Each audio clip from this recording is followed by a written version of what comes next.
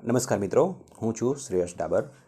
આજના આ વિડીયોમાં આપણે વાત કરીશું પ્રાપ્ત રજા વિશે, કારણ કે આગળના જે કંઈ આપણે 300 રજા કે ગ્રેજ્યુએટી કે જે કંઈ આપણે વિડીયો મૂક્યા છે એમાં પ્રાપ્ત રજા શબ્દ આવે છે। તો આપણા જે ફોલોવર મિત્રો છે એ પૂછે છે કે પ્રાપ્ત રજા વિશે થોડી વાત કરીએ, તો એના વિશે આપણે આ વિડીયોમાં સંપૂર્ણ વાત કરીશું ટૂંકમાં અને ઝડપથી, જેથી કરીને આપણો કોન્સેપ્ટ દરેકનો ક્લિયર થઈ જાય।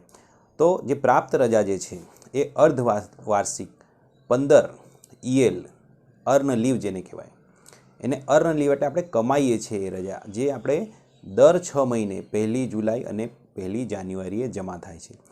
આ માત્ર નોન વેકેશનલ કર્મચારીઓના સેવાપોથીમાં હિસાબમાં જમા થાય છે। જે મિત્રો વેકેશનલ કર્મચારીઓ છે એટલે કે શિક્ષકો, એમને પ્રાપ્ત રજા મળતી નથી, એમને HPL મળે છે, એને આપણે અલગ વિડીયોમાં વાત કરીશું।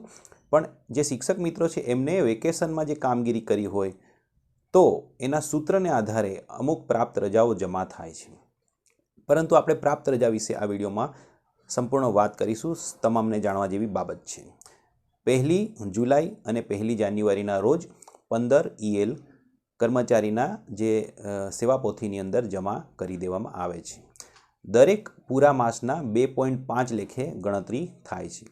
દાખલા તરીકે તમે 15મી ફેબ્રુઆરીના રોજ જોઈન્ટ કરી નોકરી, તો જે અડધા દિવસ છે 15મી ફેબ્રુઆરી કે 2જી ફેબ્રુઆરી કે 5મી ફેબ્રુઆરી, એ મહિનાની અંદર તમને પ્રાપ્ત રજા મળતી નથી, પરંતુ માર્ચ, એપ્રિલ, મે, જૂન એટલા 4 મહિનાની 2.5 ગુણ્યા 4 કરી અને 10 રજા તમને જમા મળે છે। એટલે આ રીતે અડધા મહિના હોય તો એ રીતે, અને 6 મહિના થાય, 6 મહિનાના અંતરાલમાં 15 પ્રાપ્ત રજાઓ જમા કરવામાં આવે છે।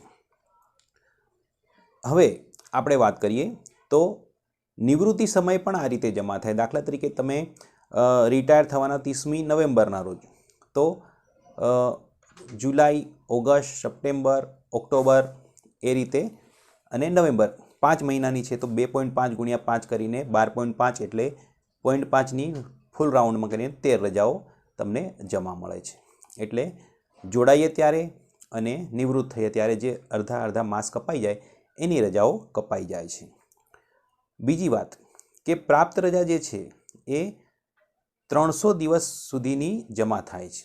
પછી 300 તમારી જમા થઈ ગઈ, એની પછી જે દર 6 મહિને જમા થાય છે એ તમારી લેપ્સ થઈ જાય પછી 6 મહિનાએ, એટલે 300 + 15 એમ લખાય, અને પછી પાછા 6 મહિના થાય એટલે જુલાઈ મહિનો આવે એટલે બીજી 15 જમા થવાની હોય, એમાં તમે ના વાપરી હોય તો એ ઉપરની 15 જતી રહે, 300 એમની એમ બેલેન્સમાં રહે છે। જો તમે વધારે વાપરો તો 300માંથી કપાય છે, એટલે આ રીતે એની ગણતરી થાય છે। જો જુલાઈમાં 295 હોય તો 300 + 15 એ રીતે જમા કરવાની થાય, એટલે 295 + 15 કરો એટલે 300 + 10 એવું લખાય। એટલે હવે તમારી પાસે 300ની ઉપર બીજી 10 છે, એ 10ને તમારે 6 મહિનાની અંદર વાપરવાની, અથવા ન વાપરો તો એ લેપ્સ થઈ જાય છે।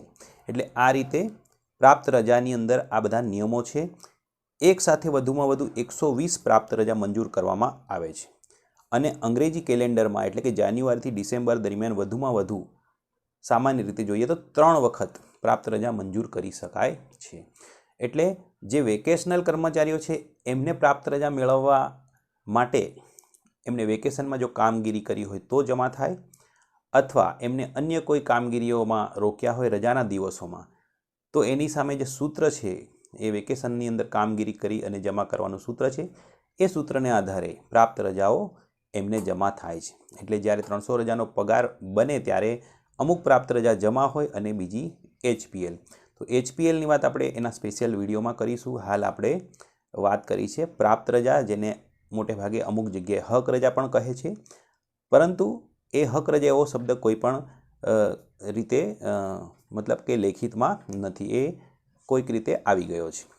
ગુજરાત મુલકી સેવા રજાના નિયમ 46ને આધારે આપણે આ વિડીયો બનાવ્યો છે।